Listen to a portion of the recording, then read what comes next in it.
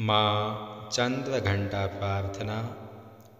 पिण्डजपवरारूढा चण्डकोपास्त्रकैर्युता प्रसादं तनुते मह्यं चंद्रघंटेति विश्रुता। माँ चंद्रघंटा स्तुति।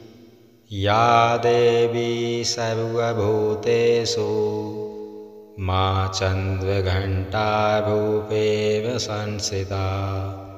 नमस्तस्यै नमस्तस्यै नमस्तस्यै नमो नमः। माँ चंद्रघंटा ध्यान।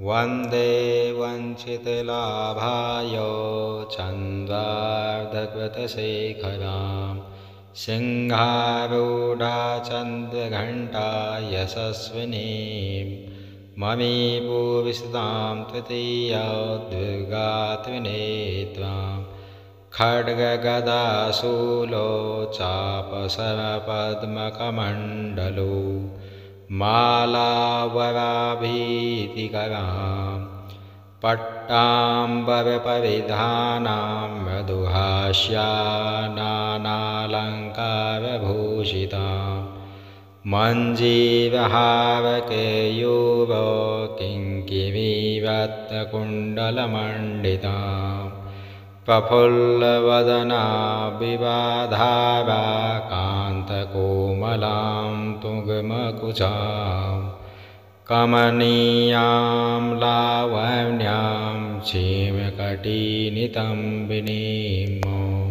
माँ चंद्रघंटा स्तोत्र।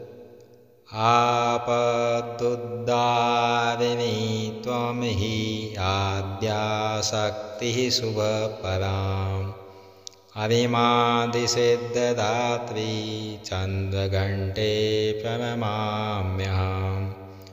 चन्द्रमुखीष्टदात्री इष्टं मन्त्ररूपिणीं धनदात्री आनन्ददात्री चन्द्रघंटे प्रणमाम्यहम्।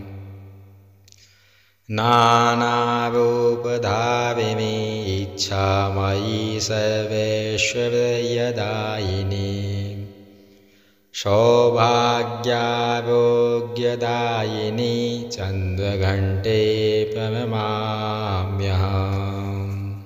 माँ चंद्रघंटा कवच। रहस्यं संवक्ष्यामि सेवेशी कमलानने श्रीचन्द्रघंटास्य कवचं सर्वसिद्धिदायकम्। विना न्यासं विना विनियोगं विना शापोद्वा विना होमम् स्नानं शौचादि नास्ति श्रद्धामात्रेण सिद्धिदां। कुशिष्यां कुटिलाय वंचकाय निन्दकाय च न दातव्यं न दातव्यं न दातव्यं कदाचित्।